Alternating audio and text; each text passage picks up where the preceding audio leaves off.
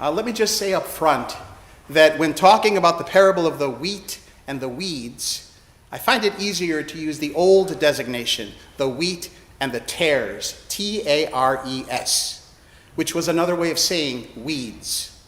So I'm going to go with that and trust that you can follow along. Okay.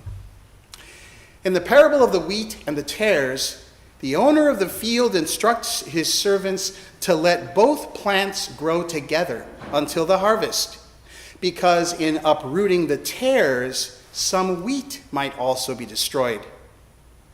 The tares in question were called bearded darnel, a weed that grew in first century Palestine. It was a pernicious plant, this bearded darnel. Its roots surrounded the roots of good plants, sucking up their nutrients and water and becoming so enmeshed with the wheat that you couldn't extricate them without harming the good crops.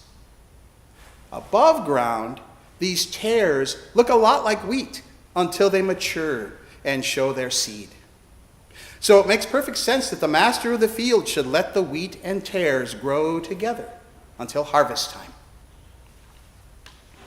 This story is one of the great examples of Jesus using his agricultural context as a metaphor to give meaning to his parables that his listeners might have understood.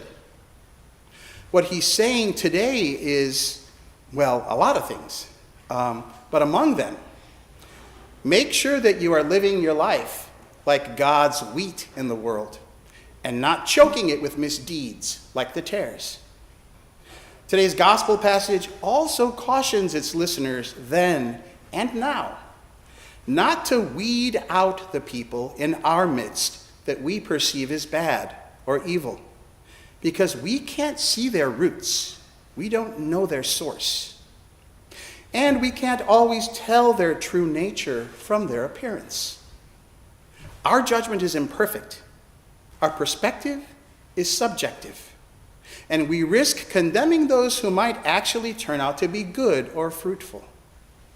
Instead, Jesus says, wait until the harvest, the end of the age, when God's perfect judgment will uproot and cast out the evil. Because only God can search us out and know us, and only God can judge.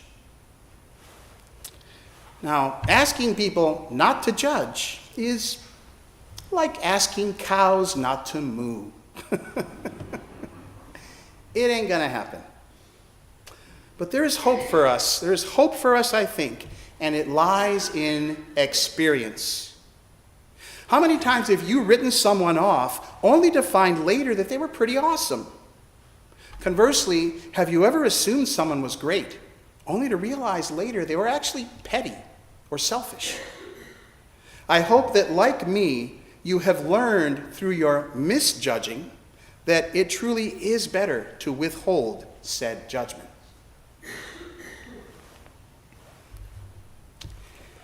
I had a car accident on Highway 280 North heading home after work last Thursday.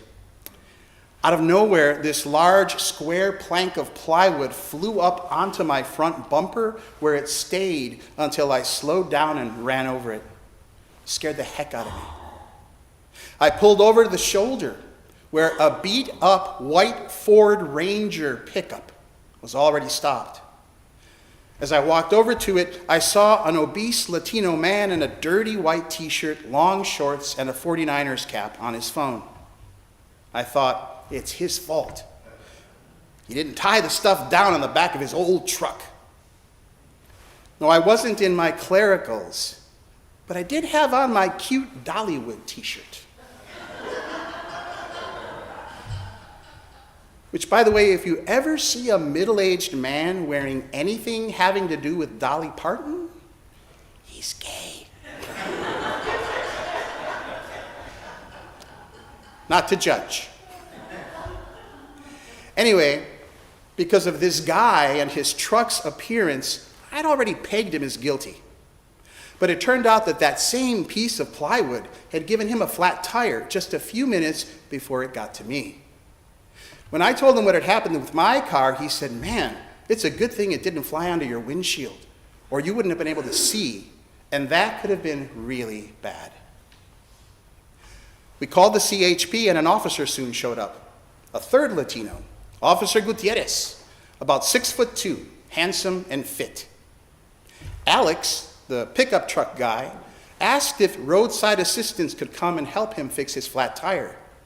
I guess this is something the CHP offers, and Alex could not afford a tow truck. The officer made a few calls, but then told us that the only 2 available vehicles were patrolling Highway 101, and so they couldn't help. After some discussion, I exclaimed, "You mean you're just going to leave him here with his flat tire?" The officer looked down sheepishly and didn't answer. His hands were tied. So I called AAA. Thankfully, William and I are members. And I said, "I've had an accident. My car is badly scraped up in the front, but I can still drive it, so I don't need a tow. But could I use my membership and have you come help someone else fix his flat tire?" They said yes, if I were willing to count it as one of my service charges for the year. Well, of course, I said. And so Alex and I settled down to wait for about an hour, the officer pulling away once he knew we were getting help. Turns out Alex has 2 kids and a wife and works part-time as an electrician. The truck is part of a side business, selling and delivering fancy meat, filet mignon, steaks, etc., to folks who can afford such a service. This accident was causing him to lose a $600 delivery. On his truck was a special freezer for transporting the product. "Dude, I can't even afford $200 for a tow," he confessed. "But me and my wife, we work really hard, and I know we can make it with God's help." When AAA arrived, a man with tattoos all over his arms and up his neck jumped out. He had a long braid going down his back, and he looked kind of scary, like he just busted out of prison. But we were glad to see him. He swore a lot, and he said, "Yeah, bro," a lot, which made me feel like one of the guys in my Dollywood t-shirt. When I tried to show him my AAA card and license, he said, "Don't worry about it." He put the spare tire on the man's car as we joked about all the meat we could be grilling from the freezer on the truck. Alex said he liked to keep popsicles in there too, which he gave to kids when making his deliveries. They love it, he said. When all was done, again, I tried to show my card, but the AAA guy said, "Yeah, bro, I saw on the dispatch that you were helping a guy out, so don't worry about it." So I don't think I got charged. I said my goodbyes, and Alex promised to stop at the church sometime soon with filet mignon. Well, that was kind of a long story, but I wanted to tell it to you because, in its own way, it illustrates part of the message of today's gospel. Who are wheat and who are tares? When you drive by a traffic accident and see badly dressed people with beat-up cars on the side of the road, do you dismiss them? If you met someone struggling to make ends meet who couldn't even spare $200, would you judge him?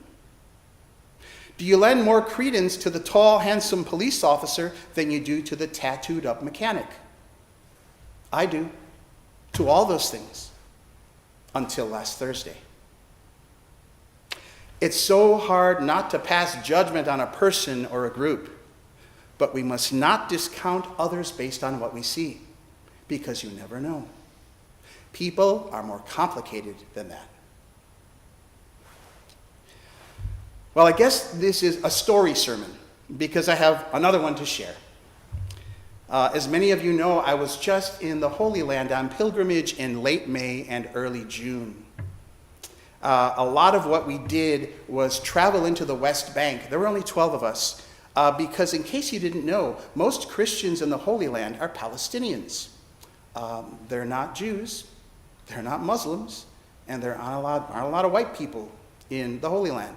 So Palestinians. And so we went to Arabic services in Episcopal and Anglican churches in Ramallah and in Bethlehem and in Jericho. Well, on one of these sojourns we were going through, we passed a checkpoint, and we were in an area that we were told was a little restless, and so we weren't really going to stop there. But then Rami, our tour guide, said, "Hey, I know a great place at the side of the road that sells homemade bread that the guy bakes right there on an outdoor oven, and I'm going to stop and get you some. So I was like, yes. And so we pulled over, and he said, but stay on the bus. So off Rami goes. I, of course, thinking it's a bakery, get very curious and go to the front of the bus, and I'm looking out. And Mark, who is a priest at Grace Cathedral, who was our guide as well, said, oh, go ahead, it's fine. Go on out there. Just stand near Rami so you can see what's going on. So I start to get off the bus, and the bus driver, Omar, looks at me and says, no go. I pause, and I look back at Mark. He's like, it's okay. I said, Mark is... So I get off the bus, but I went right close to Rami, and I didn't get very far. I said, I'm right here, Rami. So we're waiting because the bread takes a while to make. And in the meantime, a car drives slowly by.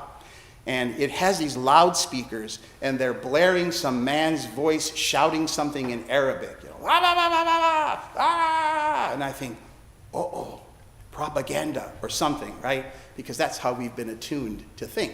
But it's very loud and kind of scary. So he passes by, get a little closer to Rami. Mark comes off the bus and joins us, so it's the three of us. And the car makes a U-turn and comes back and parks itself right next to us. And out of the car jumps a man with a knife and a melon.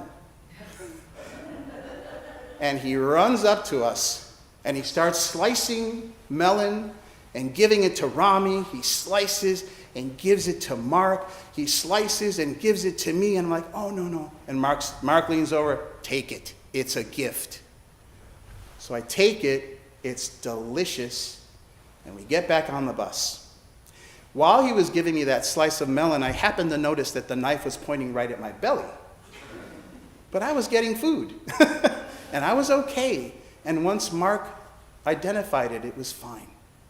So I asked Mark later, and he said he saw us and didn't know us, and we were in his neighborhood, so he made a U-turn to come and offer us hospitality. And that's the way he knows how to do it. He has a melon in his car and a knife, and he welcomes you.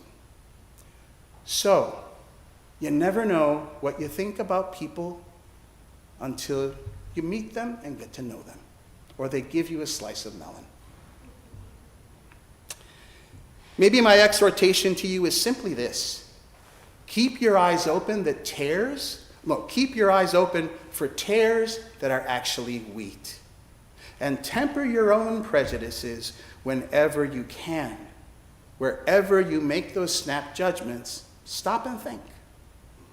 I do believe God would have us behave a certain way towards one another, to love our neighbor as ourselves.